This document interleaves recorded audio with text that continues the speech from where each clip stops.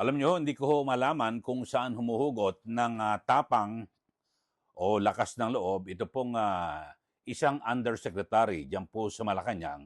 Dahil sa, nako, ininsulto na naman ho nito. Ito pong si VP Sara Duterte. Ito ay may kaugnayan sa issue po ng pagpapasalamat ni VP Sara kay Pangulong Bongbong Marcos. Dahil sa nagkabati na po yung mag-ama. Ito pong si VP Sara at ito hong si dating Pangulong Rodrigo Duterte. Kung kaya't pinasasalamatan po ni VP Sara, ito pong si Pangulong Bongbong Marcos. Sabi niya, ikukut ko lang ho, binabanggit po ni VP Sara, this really is ironic. Ayun po, no? But I have to thank Bongbong Marcos because there was forgiveness between me and former President Duterte for all that has happened into our lives. So, yun ho. At ang sabi niya, parang dahil sa pagkaka-aresto at pagkapatapon sa ICC, dito po kay dating Pangulong Duterte, ay sabi niya, and we have a relationship now, a father-daughter relationship. So, yun po ang binabanggit ni VP Sara Duterte, mga kababayan. So, yun po, no? At maliwanag na parang simpleng-simple lang ho. Pero alam niyo ho ba, nang tanungin ho ng Malacanang Press Corps, ito pong si PCO, Undersecretary Claire Castro, naku, grabe ho yung mga sagot at talagang may kasamang pangiinsulto, panunuya dito po kay VP Sara Duterte at sa pamilya Duterte ho, mga kababayan. Vice Presidente ng Republika ng Pilipinas. Noong una, inuutusan niya ho. Di ba na siguro napanood nyo rin ho sa aking vlog na inuutusan niya ng umuwi dito sa Pilipinas para magtrabaho na kaagad. Dito pong si VP Sara, bagamat yung kanyang travel authority ay hanggang April 30 pa. Ngayon naman ay tila ininsulto. Kasi yun po magiging magiging pananaw at siyempre na parang pag napanood nyo, panoorin nyo ho ito mga kababayan, ipapanood ko, ito hong tugon ni PCO Undersecretary Claire Castro dito po sa tanong kung ano ang masasabi ng Malacanang at nagpasalamat mismo si Pangulong o si VP Sara Duterte kay Pangulong Marcos dahil sa nagkaayos po at nagkaroon po ng maganda ng relasyon ang mag-ama, ang ito pong si VP Sara at si dating Pangulong Duterte. Pero ito ho ang sagot ni PCO Undersecretary Claire Castro na pabalang may panunuya at tila pag-iinsulto dito po kay VP Sara at sa pamilya Duterte. Pakinggan nyo ho at panoorin ito ho kasi mas maganda para mas malinaw at hihimayin natin yung sinasabi ho nitong si Claire Castro. Ito po Get your reaction on the recent statement made by Vice President Sara Duterte that although it is ironic, but she has to thank President Bongbong Marcos na nagkaroon sila ng forgiveness ng papa niya, former President Rodrigo Duterte. Okay. Mas maganda po siguro kung magpasalamat muna si VP Sara sa kanyang ama mismo, kay dating Pangulong Duterte. Dahil kung siya man po ay nagkaroon ng pagkakataon at nagkaroon ng oras kasama ang kanyang ama, ay dahil ito sa kasong EJK. Kung hindi po naganap at hindi nagawa ang sinasabing mga aksyon patungkol sa war on drugs at walang nag-complain, hindi naman din po sila makakaroon ng pagkakataon na makapunta sa dahig. So mas magandang pasalamatan niyo muna po dahil sa ginawa ng kanyang ama, sa mga inireklamos po sa kanya, yun po yung naging cause kung ba't sila nasa dahig. Pero pinaabot po natin to sa Pangulo. At ang sabi po niya, glad I could help.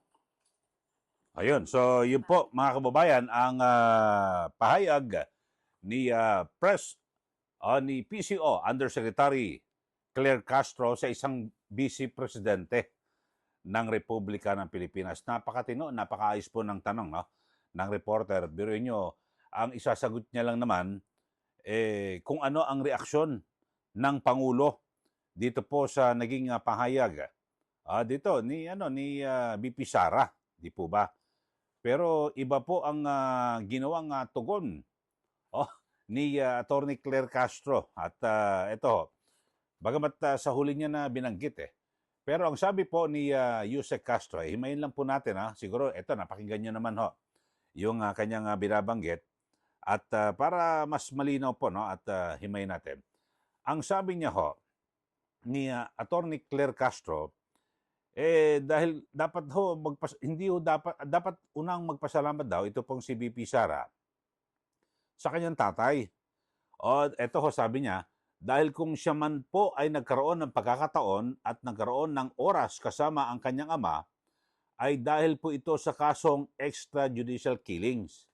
Yun talagang didiinan niya na hindi kagagawa ng tatay mo yan nag-EJK kaya nakulong siya. Ngayon nagkasama kayo at nagkamabutihan, nagkaayos na kayo mag-ama.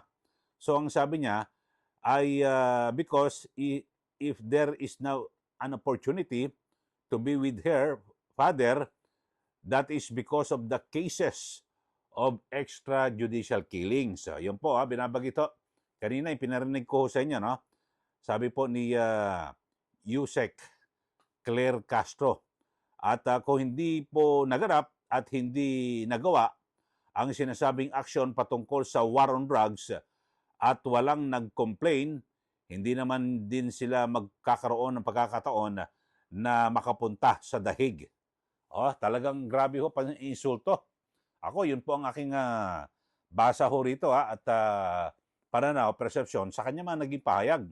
Ang linaw po ng tanong ng reporter. Pero sa huli, ang sagot niya naman, kasi yun ang binabanggit naman at sinabi po sa Pangulo na yung reaksyon ng Malacanang, natuwa naman daw po si Pangulong Marcos Jr. na kung saan ay, yun nga po, nakatulong daw siya at nagkaayos ang mag-ama. So, pero grabe yung kayo ano basa niyo rito? Kasi parang maliwanag ng pang-iinsulto, di po ba? At may panunuya. Alam niyo naman siguro ibig sabihin na sa tatay mo ikaw magpasalamat, sabi ni Yusek Claire Castro kay VP Sara. Siyang dahilan kung bakit napunta siya sa dahig. Ayun, nagsama-sama kayo ngayon at nagkaayos na kayo.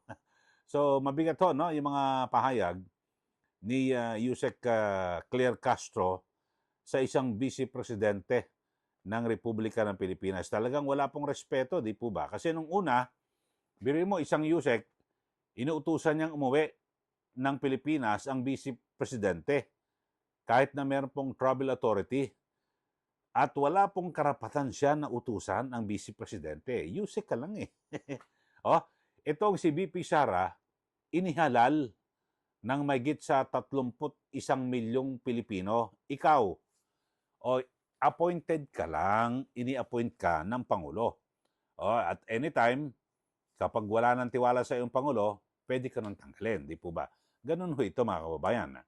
So, yun lang ang basa ko, masyadong grabe yung mga pananalita na ginagamit ni Yusek Claire Castro laban po sa mga Duterte. At higit sa lahat, dito po kay VP Sara Duterte na isa pong kasalukuyan nakaupo na Vice Presidente ng Republika ng Pilipinas. Bagamat siyempre siya po ay sabihin natin na talagang itinutulak na mapatalsik sa pwesto at maraming nga nagmamadali na gusto nang umpisahan yung impeachment trial laban po sa Vice Presidente. Pero hanggat hindi po siya nag-resign o napapatalsik sa pwesto, respeto po natin.